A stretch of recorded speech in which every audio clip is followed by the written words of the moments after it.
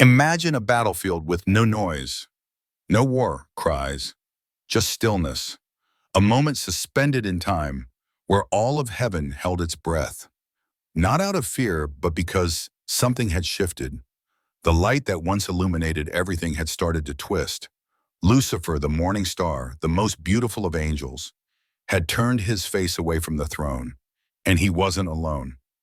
One by one, voices followed him, wings followed him, belief followed him. Heaven, the realm of perfect harmony, was no longer whole. And in that rift, between loyalty and rebellion, stood a single figure. Not Michael, not Gabriel, Uriel, the angel of flame, the one whose name means light of God. But not the kind of light that warms, not the kind that comforts. Uriel was the other kind, the light that burns, that exposes, that refuses to lie. He didn't bring swords. He didn't bring armies. He didn't raise his voice. He just stood in Lucifer's path.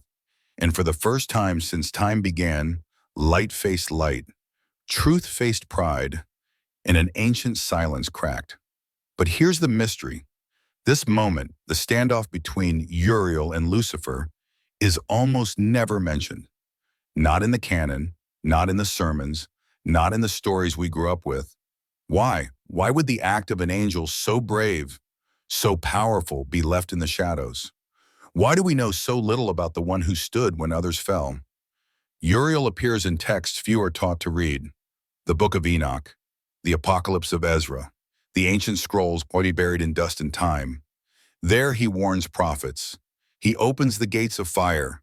He delivers messages before judgment, not after. He is the one heaven sends when it's almost too late. But the Bible most people read? Barely a whisper of his name. Some translations remove him entirely. Why would heaven's own flame be hidden? Was it to protect us or to protect something else?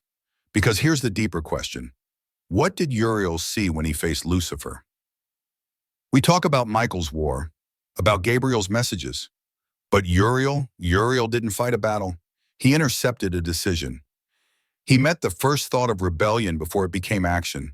And maybe, just maybe, he didn't stop Lucifer. Not because he failed, but because he wasn't meant to. And that changes everything. If Uriel wasn't there to destroy darkness, if he was there to measure it, to witness it, to record it, then what does that make him? What role does he truly play in the divine structure? Messenger, judge, spy, or something far more dangerous? A keeper of truths we were never meant to know, because every ancient name carries a sound, a vibration, a purpose, and Uriel's name is fire, not fire that rages, not fire that consumes, but fire that reveals. He is the flame at the edge of denial. He is the light that shows you what you're too afraid to see. Maybe that's why he was the only one who could stand in Lucifer's path. Not because he was stronger, but because he was willing to look into the dark and not flinch.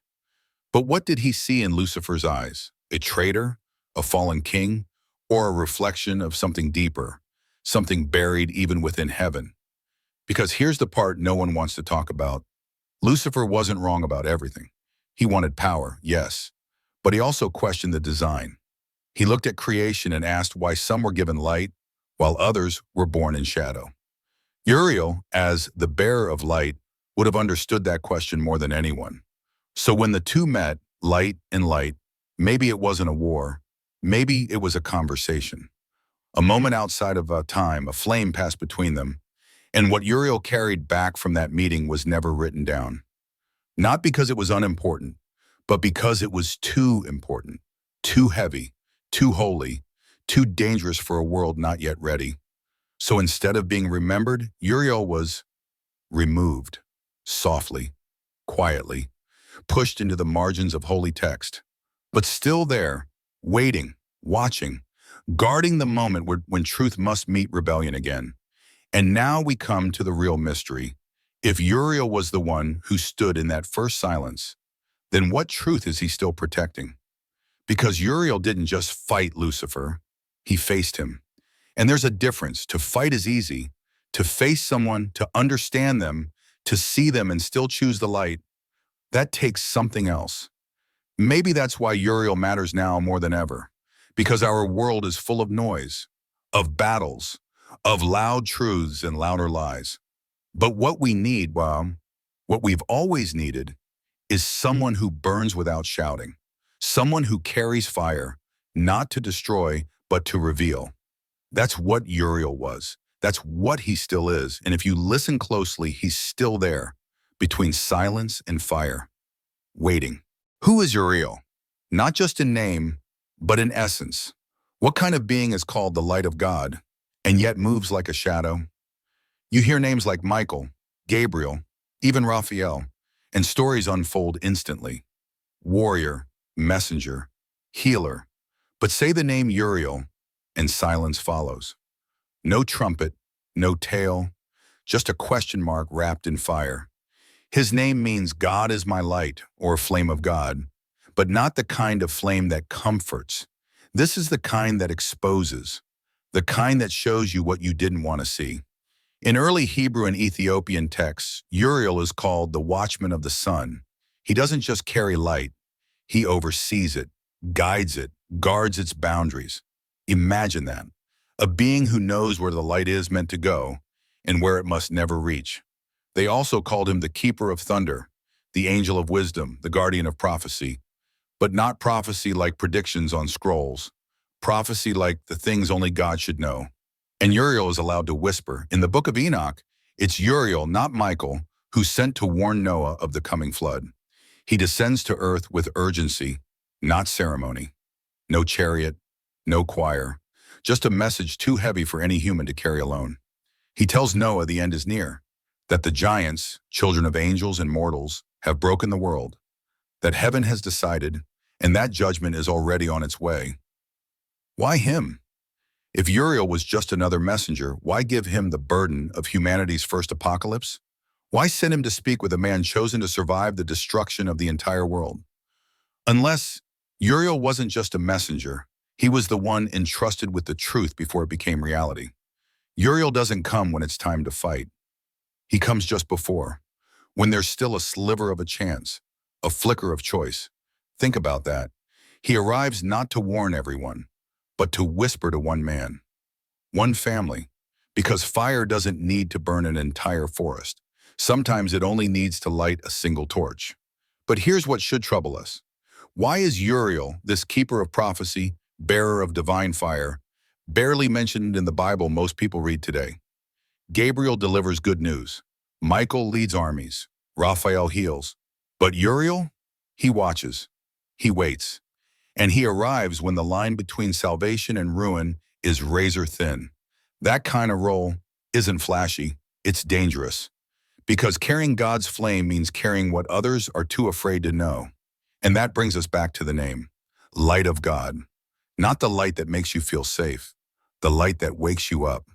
The kind that shines in a locked room and reveals what's been hiding under the floorboards. When Lucifer planned his rebellion, it was Uriel who saw it coming. Not because he was more powerful, but because he was paying attention. Because that's what watchers do. Uriel doesn't need to strike first.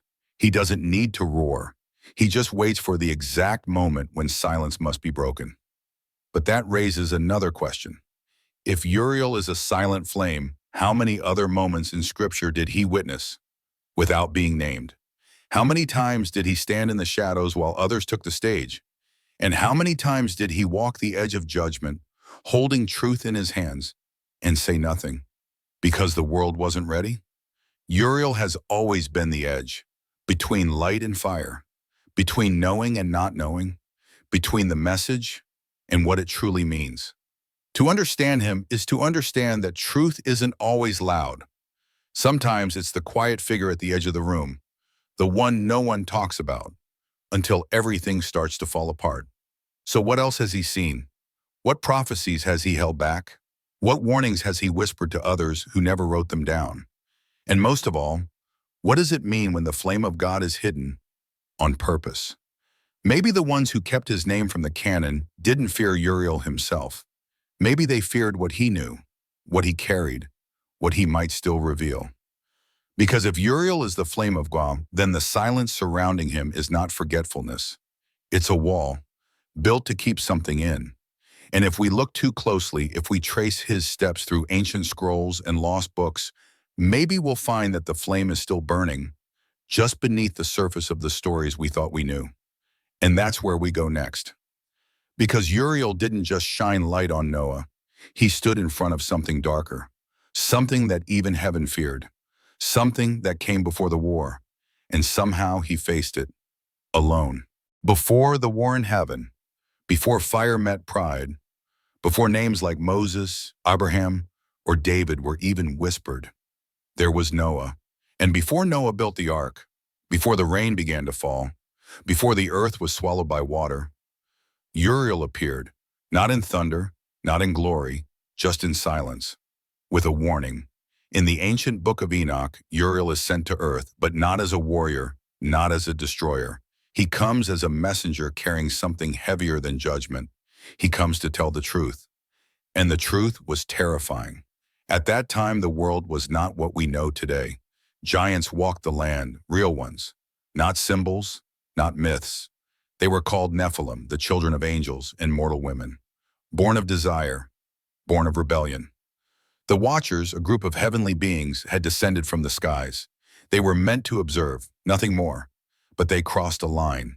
They taught humans forbidden knowledge, secrets of metal, enchantment, medicine, war. They revealed mysteries of the stars. They gave mankind tools meant only for heaven. And worse, they took women for themselves. They created a new race that shook the balance of creation. Giants filled the earth with violence. The world bunched under the weight of their hunger, their arrogance, their power. And while the other angels watched in silence, Uriel stepped forward. He saw what was happening. He knew the flood was coming. But instead of standing back, he did something few others dared to do. He intervened. He went to Noah, a man who didn't yet understand his importance, a man who had not yet been chosen, but soon would be. Uriel told him, "The end is near. The waters will come. The Watchers have corrupted the world. Prepare." He revealed what the Watchers had done in secret. He named their sins. He exposed their children. He laid out the cause and the consequence. But here's the strange part. There's no mention of Uriel being ordered to do this. In some versions of the Enoch text, Uriel's mission seems personal, as if he acted not from command, but from conscience. And that opens a very big question. Did Uriel break ranks to save humanity? Or was he trying to stop something much bigger from unfolding? Because remember, Lucifer's rebellion wasn't just about power, it was about control. It was about reshaping creation in his own image.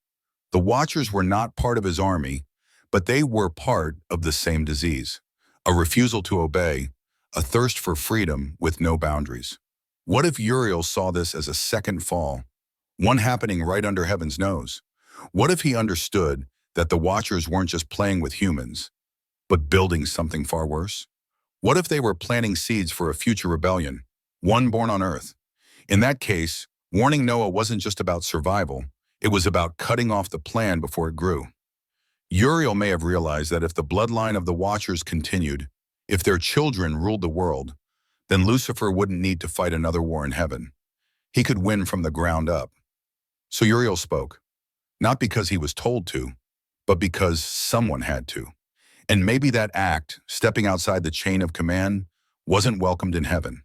Maybe that's why Uriel's name fades from the pages afterward. Maybe his silence in later texts isn't about absence, but exile. A quiet punishment for speaking too early, or too clearly, because what he said shook everything. He wasn't just saying, a flood is coming. He was saying heaven is cracking. He was revealing that even the divine realms weren't immune to chaos. Imagine how that must have sounded. To Noah, to the heavens, to the other angels. One of their own, breaking the silence. To warn a mortal about their own kind. Uriel became more than an angel in that moment. He became a whistleblower, a guardian of prophecy who refused to wait for orders. A fire that lit the path when everything else stood still. And what he saw, what he knew, might still be hidden. Because here's something else to consider. What if the flood didn't wash away all the danger? What if some of that knowledge, some of that corrupted blood, some of that plan survived? What if Uriel's warning wasn't just for Noah? What if it was for us? Because rebellion isn't always loud. Sometimes it moves in silence, just like Uriel once did. And as we move forward in this story, we begin to see that Uriel's fire didn't go out after the flood. It was just waiting, because there was one more confrontation ahead, one he couldn't avoid, one he had to face alone, the day he stood in the path of the morning star. And that is where we go next. The flood had come and gone. The watchers were chained beneath the earth. The Nephilim were wiped from the face of the world, and humanity was given another chance. But not everything was finished, because far above the waters, far beyond the clouds, something darker still stirred. Lucifer had not fallen yet, not completely. The pride was already growing in him. The questions were already burning inside. And the desire to reshape the order, to become like the Most High, was no longer a whisper. It was a roar inside his own heart. He had not yet declared war, not openly, but in his heart, he had already crossed the line. And there, at the edge of that invisible border between loyalty and defiance, Uriel stood waiting. Most stories say Michael fought Lucifer, and that's true. Michael led the armies of heaven when the rebellion finally erupted. He was the general, the sword. But before there was war, there was a conversation, a pause, a moment outside of time.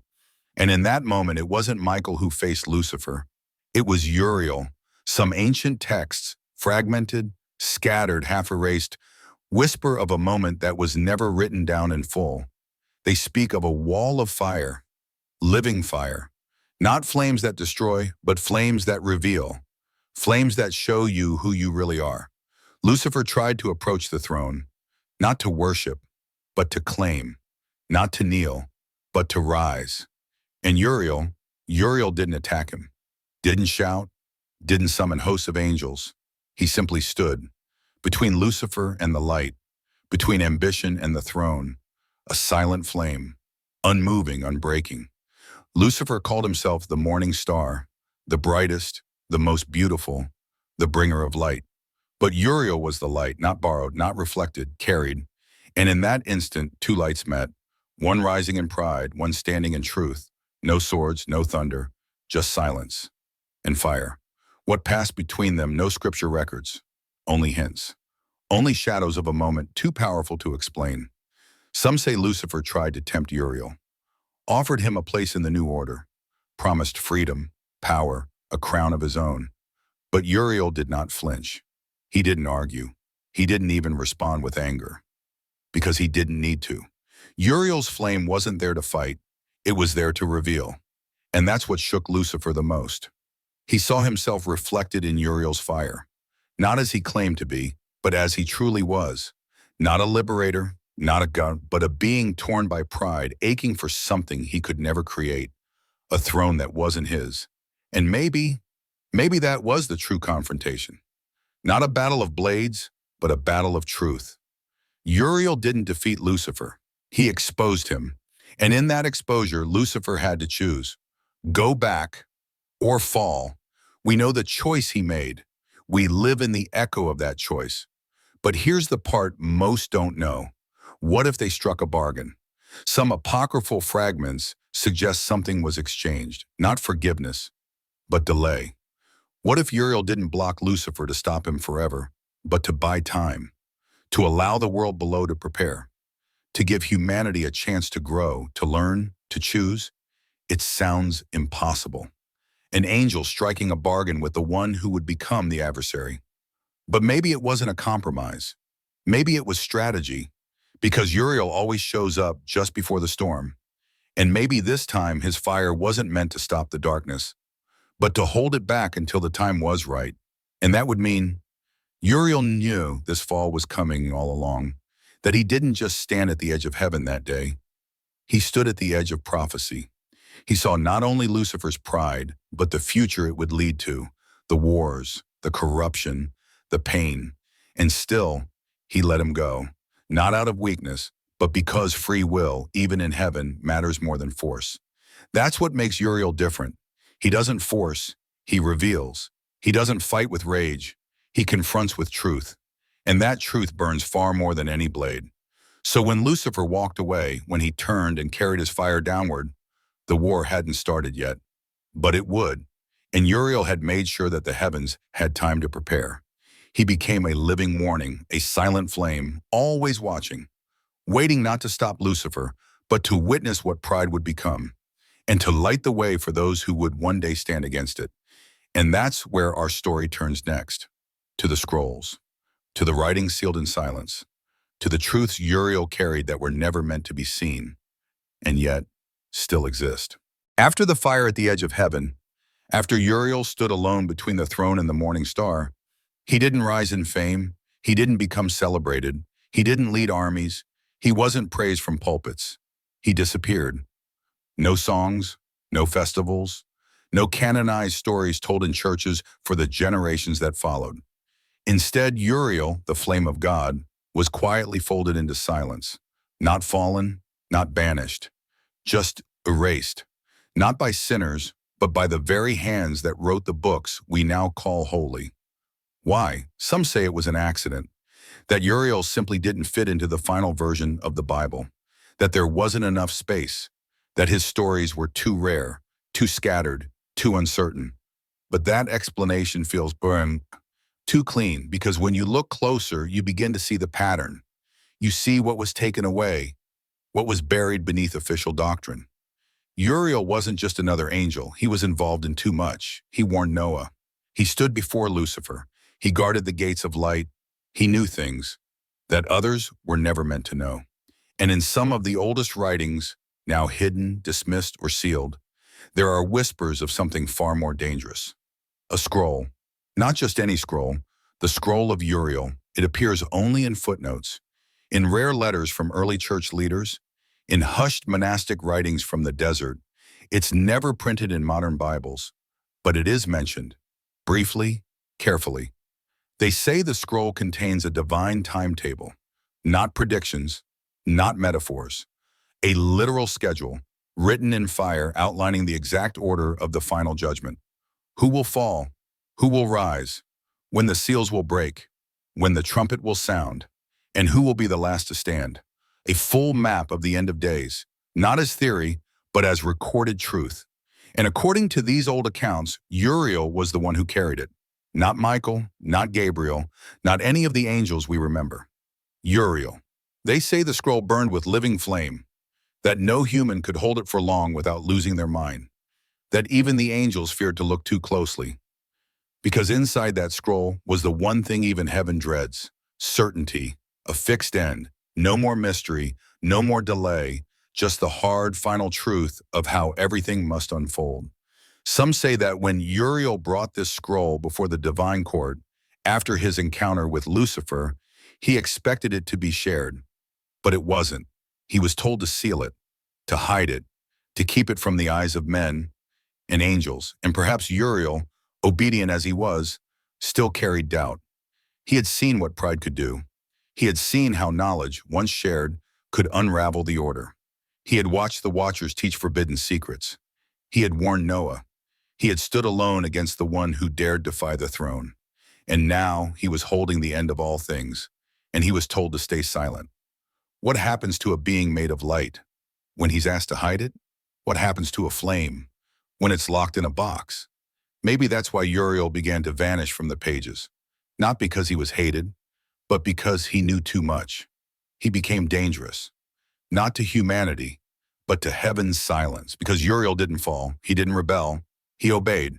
But in his obedience, he also revealed something the higher powers couldn't allow to spread.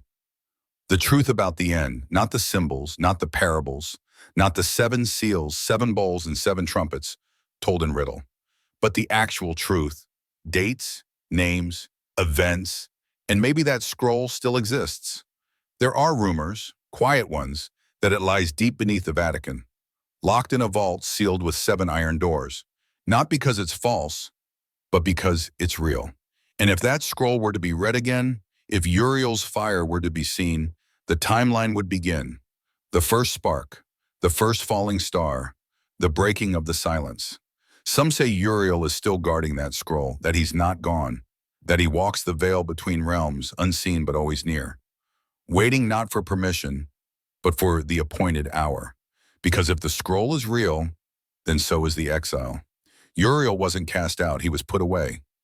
His name was removed from liturgies, his feast date erased by the church, his image stripped from cathedrals. Only fragments remain, in dusty texts, in side notes, in rejected apocrypha. But the silence around him isn't accidental, it's constructed.